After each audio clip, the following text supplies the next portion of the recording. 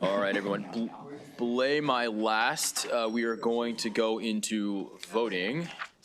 And then we'll take a 5-minute pause after voting session to commence with our hearings. So, good afternoon, everyone. Welcome to the Judicial Proceedings Committee. Today's Wednesday, March 11th, 2026. We're on voting list number 7, and the first bill that we're going to take up is Senate Bill 334.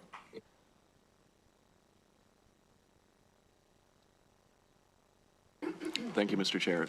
Senate Bill 334 was heard at the last voting session. Again, just a quick recap. The bill prohibits a person from manufacturing, selling, offering for sale, purchasing, receiving, or transferring a machine gun convertible pistol. That's the general overview of the bill. There was an amendment adopted at the last voting session. And in your voting packet today, there is an additional amendment. It's direct you to Senate Bill 334, 993-425/1. Easy to find it. It says JAML at the top of the cover sheet.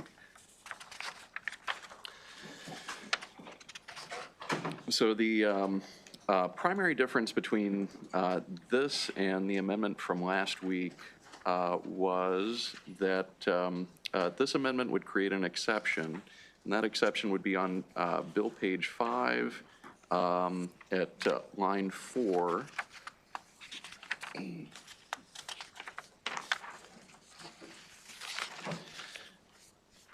And that would create a new exception in item 14, would not apply to the sale, offer for sale, purchase, receipt, or transfer of a machine gun convertible pistol to or by a person who is, 1, currently a law enforcement official as defined in 4201 of this title, or 2, has retired as a law enforcement official in good standing from a law enforcement agency of the United States, the state or another state, or a local unit in the state or another state, and possesses a valid credential issued under 18 U.S.C. section 926C, which is the statute authorizing LEOSA carry.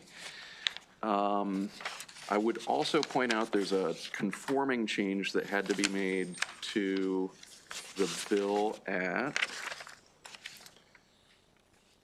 also page 5. This applies to the new exception for immediate family members. In last week's amendment, that exception would have applied to a person who lawfully obtained their machine gun convertible pistol on or before January 1st, 2027.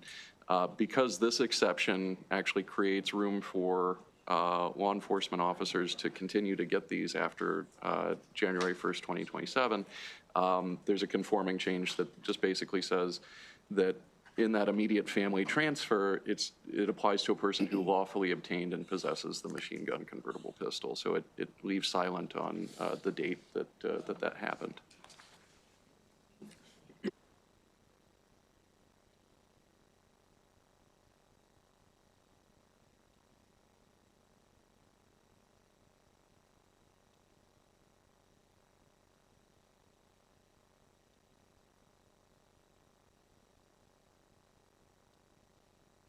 So now you understand the amendment that's before you. Is there a motion?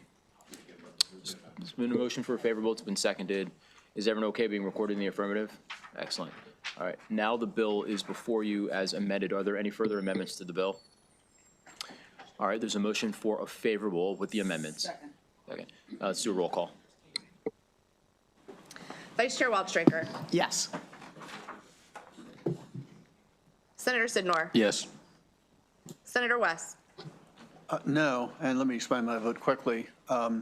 So right now, if you possess the device that would adulterate these guns, it's already a felony.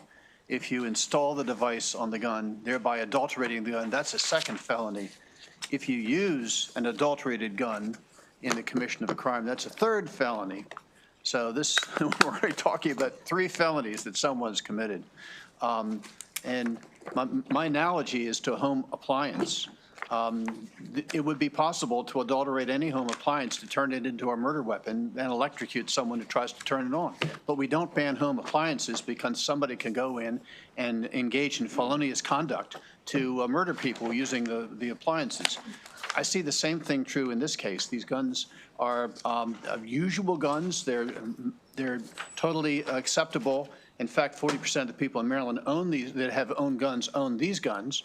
And so that's my first objection. My second objection is I believe this bill will quickly be held unconstitutional under constitutional standards elucidated by the Supreme Court in Bruin and other Supreme Court decisions. So for that reason, I have to vote no.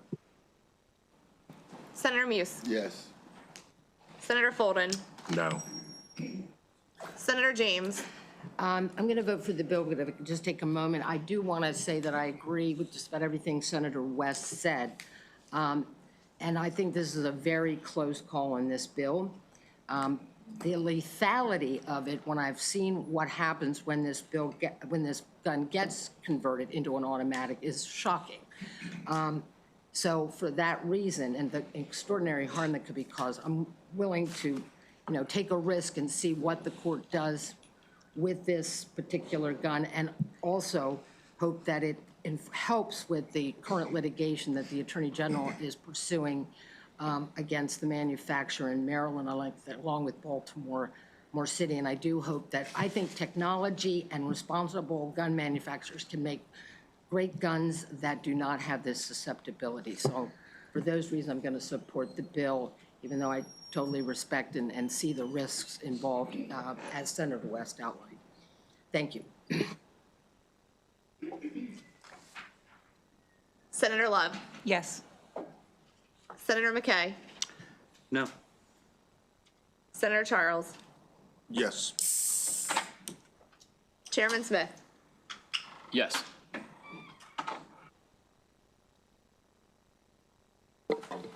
All right, Senate Bill 334 passes 7-3 with the amendments. We're now going to move on to Senate Bill 810.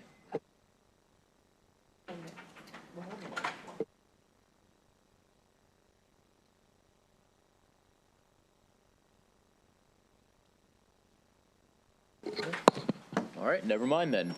That voting session is over with. We're on, so we're going to gavel back in 2 minutes to start our bill hearings. No, we're not.